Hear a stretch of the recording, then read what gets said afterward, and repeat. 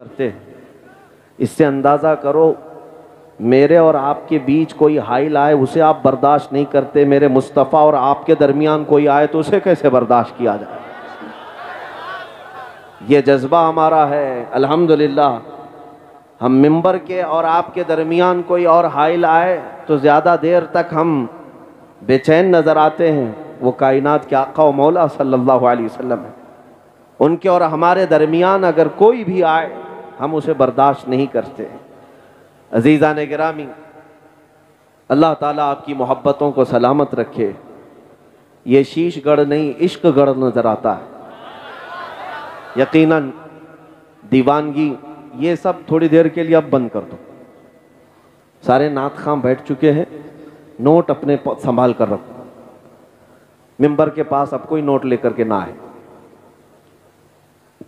अल्हम्दुलिल्लाह तुम्हारी ये मोहब्बत इसलिए नहीं है कि कोई सियासी नेता यहाँ आ रहा है, क्या बात, और 100-500 रुपये जमा करके लाने वाला ये मजमा भी नहीं है कि दोपहर में ग्रीन पट्टा डालता हो और शाम में लाल पट्टा डाल के घूमता हो। क्या बात, ये वो मजमा नहीं है। क्या बात, ये वो मजमा है जो 100 रुपये 500 रुपये के लिए आया नहीं, बल्कि अपने नबी के लिए उनके कदमों पर अपनी गर्दन निछावर करने के लिए आया। क्या बात है, वाह वाह वाह, सुभान अल्लाह सुभान अल्लाह। अल्हम्दुलिल्लाह इकबाल का वो शेर मुझे याद आता है, निकल करके सहरा से जिसने उलट दिया था तख्ते रोमा को। आहा, क्या बात है। निकल करके सहरा से जिसने उलट दिया था तख्ते रोमा को, सुना है कुदसियों से मैंने कि वो शेर फिर होशियार होगा।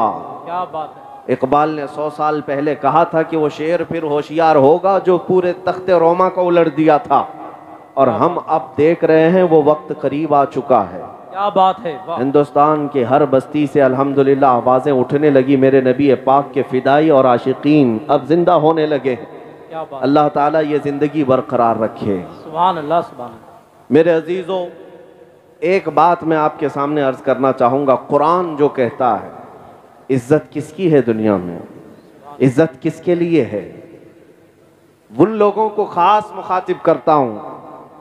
मैं मुखातिब हूँ उन लोगों से ख़ास तौर पर जो दुनियादारों की जूतियों में इज़्ज़त ढूंढते ढूंढते थक गए।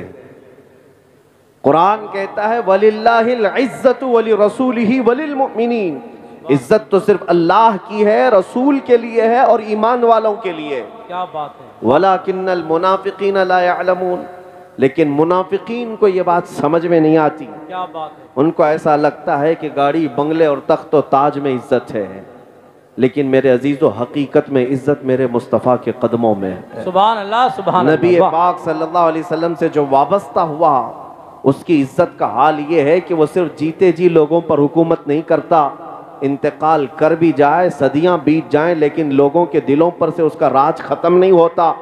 क्या हमने आज इमाम इश्क व मोहब्बत की हुक्मरानी अपने दिलों पर महसूस नहीं की है? 100 साल गुजर गए बरेली के इमाम को इंतकाल किए हुए, लेकिन हर मजमे में आला हजरत जिंदा नजर आए। क्या बात है, वाह वाह वाह। उसकी वजह क्या है? वजह ये नहीं है कि पठान खानदान के एक बड़े रईस थे, जमींदार थे, नहीं। आला हजरत हर मजमे में आज इसलिए जिंदा है कि वो फना फिर रसूल थे। मेरे आका के कदमों में उन्होंने इज्जत ढूंढी, इसलिए मौला करीम उन्हें हमेशा के लिए इज्जत से नवाजा। ऐ सुन्नी मुसलमानों, आपसे भी मैं ये कहूँगा, आधे तीतर आधे बटेर बन करके जो लोग ये समझते हैं कि हमें कामयाबी मिल जाएगी, तुम कभी दाढ़ियाँ चिलाकर टोपियाँ छुपाकर कुछ लोगों की खुशामदी और कुछ लोगों को राज़ी करने की कोशिश करते हो, मैं सेकुलर बन जाऊँगा, वो भी मुझे अच्छा कहेंगे, ये भी मुझे अच्छा कहेंगे, तुम कहीं के नहीं रह जाओगे, इधर के भी नहीं उधर के भी नहीं। ये जालिम दुनिया तुम्हें कभी भी वफा नहीं दिखाएगी। काश तुम एक बार मेरे मुस्तफ़ा करीम सल्लल्लाहु ताला अलैहि वसल्लम के पूरे गुलाम हो जाओ, फिर देखो मेरे आका सल्लल्लाहु अलैहि वसल्लम न दुनिया में तन्हा छोड़ते हैं, न कब्र में और न हश्र। नारे तकबीर, नारे रिसालत, शहीद आजम कॉन्फ्रेंस, मसलके आला हजरत, गाज़ी मिल्लत। क्या बात है। इज्जत किसकी है? इज्जत रसूल पाक सल्लल्लाहु अलैहि वसल्लम के कदमों में है, उनके वफादारों की इज्जत है। आज जिन लोगों के मुतालिक आप ये समझते हैं कि अरे भीड़ तो उनकी भी है, कोई सियासत पर बैठा हुआ नेता आ जाए तो वो भी भीड़ जमा कर लेता है, मेरे अजीजों भीड़ का नाम इज्जत नहीं है। क्या बात, भीड़ का नाम इज्जत नहीं है। वैसे मरे हुए जानवर को देखने के लिए कुत्ते भी भीड़ लगाते हैं, कौवे भी भीड़ लगाते हैं। क्या बात है। वो भीड़ इज्जत की नहीं है, वो नोच खाने वाली भीड़ है, मरे हुए जानवर को नोचने वाली भीड़ है।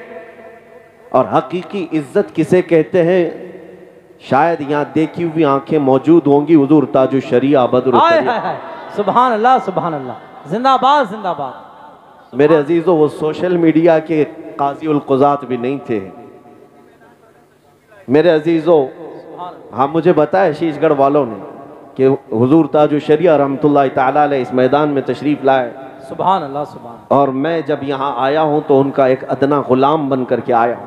सुभान अल्लाह सुभान। और मेरे पास जो निस्बत है जिंदगी भर फख्र करने की, वो उन्हीं कदमों की निस्बत से। सुभान अल्हम्दुलिल्लाह मैंने इज्जत देखी है बड़े बड़ों की। अगर कोई ये समझता है कि बहुत गोरे होने की वजह से लोग इज्जत करते थे तो ये तुम्हारी खाम ख्याली है। इराक में, तुर्की में, शाम में, मिस्र में गोरे लोग कम नहीं हैं, बहुत हसीन और जमील लोग हैं। मैं बरेली शरीफ में जानता हूँ शेख उमर सलीम अल आज़मी, इमाम आज़म अबू हनीफा रहमतुल्लाह अलैह की औलाद में से। वो तकरीबन 3 महीने तक यहीं बरेली में थे। बड़े खूबसूरत, उनका चेहरा तो सेब की सुर्खी की तरह। लेकिन हमने देखा कि हुजूर ताजु शरिया जब नमाज के लिए कभी वहाँ मुसल्ला बिछाकर खड़े होते, वो काफ़ी देर तक नमाज ख़त्म होने तक टकटकी बांध कर देखते रहते। क्या इराक में और उलमा नहीं थे? क्या इराक में बड़े खूबसूरत लोग नहीं हैं? उन्होंने जो खुद हमसे कहा था वो बात मैं आपके सामने रखता हूँ। और शेख उमर सलीम अल आज़मी ने कहा था कि बेटा हम इनको जो देखते हैं ये हमारे इख्तियार में नहीं है, खुद इनका हुस्न हमारी अपनी तरफ हमें खींचता है। और फिर उन्होंने कहा ये हुजूर पाक सल्लल्लाहु तआला अलैहि वसल्लम के सच्चे इश्क की बरकत है जो सीना इनका लबालब भरा हुआ है। इज्जत इस बात की है। अभी अगर मैं जिक्र करने लग जाऊं तो यहाँ उर्से ताजु शरिया ही हो जाएगा, लेकिन मेरा मौजू है हुजूर पाक की मोहब्बत। क्या बात। मैं आपको कहता हूँ मिस्र में एक हमारे बहुत बड़े उस्ताद शेख ताहा हुबैशी साहब इंतकाल फरमा गए, अभी अभी सादात में से थे। मैं उन्हें हिंदुस्तान साथ में, मैं उनके साथ आया था बरेली शरीफ, हजरत से मुलाकात की। वो नाबीना है लेकिन जामिया अजहर के बहुत बड़े उस्ताद, बहुत बड़े उस्ताद, 40 से ज्यादा किताबें लिखी जबकि पैदाइशी नाबीना है। अल्लाह। बहुत बड़े आलिम दीन। और हुजूर ताजु शरिया रहमतुल्लाह तआला अलैह से मुलाकात करके जब मिस्र वापस गए, मुझे बुला करके उन्होंने एक बात कही थी।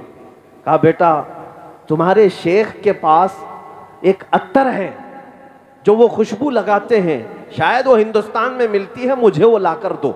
सुभान अल्लाह सुभान। ऊद हजरत जो इस्तेमाल फरमाते।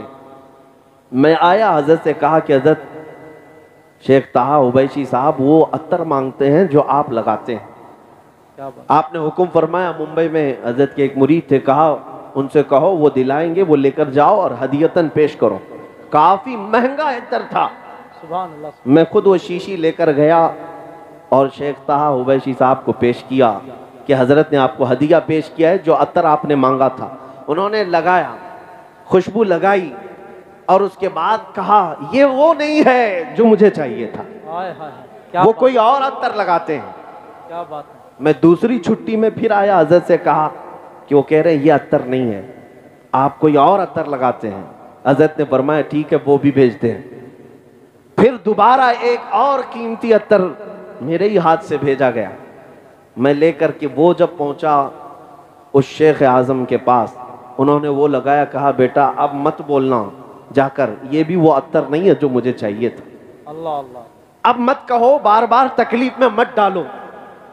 तो मैंने पूछा कि हुजूर बताएं तो सही कैसी थी वो खुशबू, क्या है? उन्होंने बात कही, अपना वाकया बताया। सन 1986 में, 1986 की बात कर रहे हैं, मैं हज के बाद मदीने तैयबा की हाजिरी के लिए गया था। शेख ने फरमाया रोज़े रसूल की हाजिरी के वक्त मुझे जालियों के अंदर से खुशबू आई और काफी देर तक वो खुशबू थी। मैंने वहां के मकामी लोगों से पूछा जो जिम्मेदार है, अंदर रोज़े रसूल पर जो खुशबू लगाई जाती है ये खुशबू कहां से आती है? उस वक्त लोगों ने कहा था कि ये हिंदुस्तान से आती है। वाह वाह, मुझे इस बात पर फख्र है, मेरे आका के रोजे पर हिंद से खुशबू गई। क्या बात है। शेख ताहा उवैसी साहब कहते हैं मैंने मालूम किया था कि रोज़े